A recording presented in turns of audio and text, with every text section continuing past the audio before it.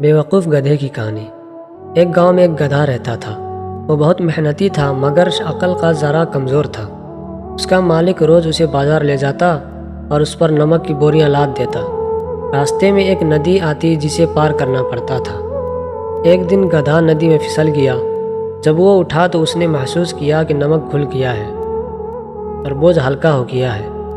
گدھا بہت خوش ہوا اور دل ہی دل میں سوچا، واہ، یہ تو بہت اچھا طریقہ ہے بوجھ کم کرنے کا۔ اگلے دن جب وہ دوبارہ نمک لے کر جا رہا تھا تو جان بوجھ کر ندی میں لیٹ گیا۔ بوجھ پھر ہلکا ہو گیا۔ گدھا خود کو بہت ہوشیار سمجھنے لگا۔ مالک سب سمجھ گیا مگر خاموش رہا۔ چند دن بعد اس نے نمک کی جگہ روئی یعنی کپاس کی بوریاں رکھ دی۔